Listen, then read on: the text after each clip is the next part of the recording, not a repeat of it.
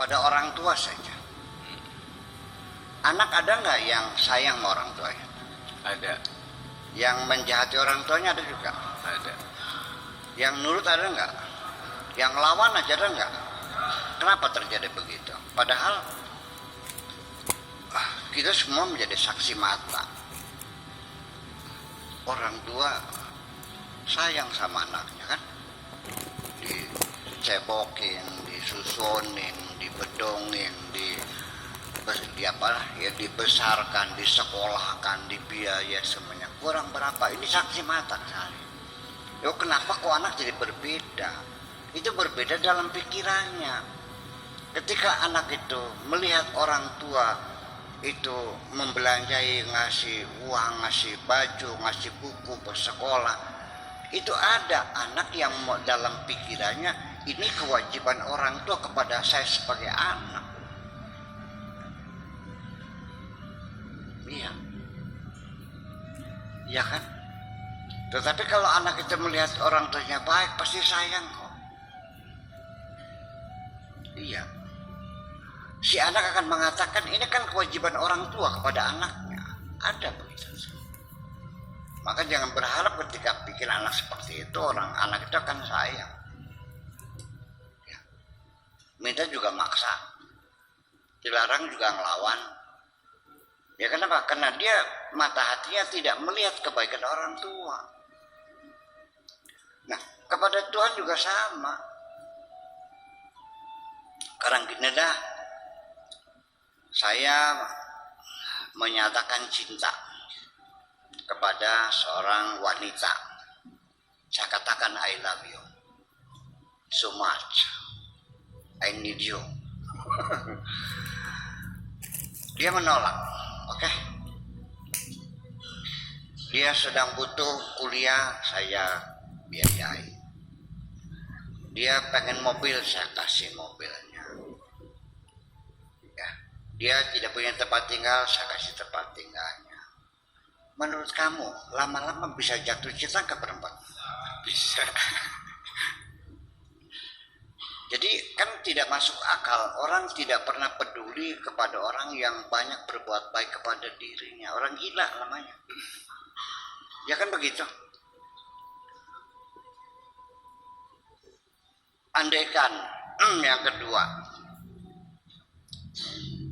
ada seorang perempuan yang tiap bulan ditransfer uang 15 juta.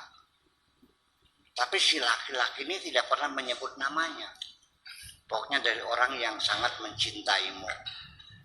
Ya bulan, sampai 20 tahun lamanya.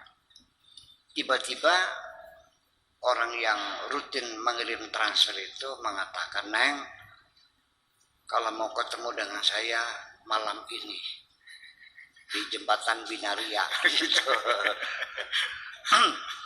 Kayak tergopok-gopok nggak dia? Iya, tergopok-gopok. Kepengen tahu nggak si perempuan tadi?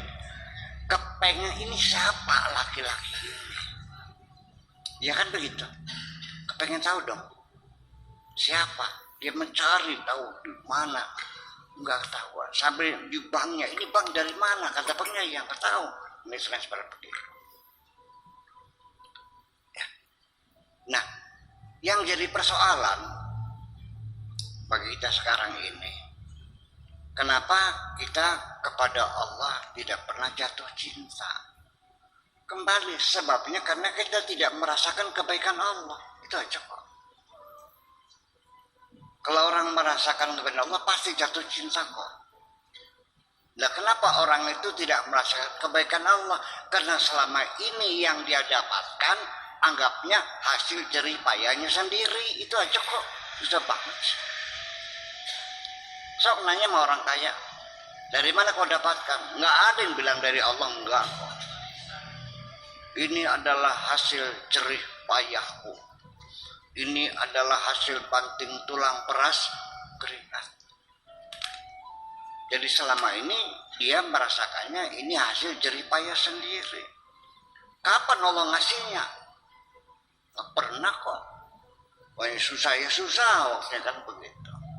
Nah itulah makanya saya kenapa paling rajin mengajak orang untuk yuk bareng-bareng berdoa, istighosa, ke hutan, ke lautan, sering itu. Supaya ketika orang itu meminta, ketika dapat dia merasakan diberi, sehingga dia bersyukur. Orang itu bersyukur karena ngerasa diberi. Kalau tidak merasa diberi, bagaimana bersyukurnya? Jadi intinya bersyukur itu adalah merasakan adanya pemberian. Itu persoalannya. Jadi yang jadi masalah apa sekarang? Kenapa orang tidak pernah jatuh cinta? Ya karena tidak pernah merasakan kebaikan Allah saja. Kalau orang tidak mengakui pemberian, itu adalah kafir. Makanya walain kafartum inna adzabi lasyadid, ku siksa kamu dengan siksaan yang keras kalau kamu tidak mengakui kebaikanku. Begini, seorang anak mencuri uang, ketangguhan, dijewer, selesai.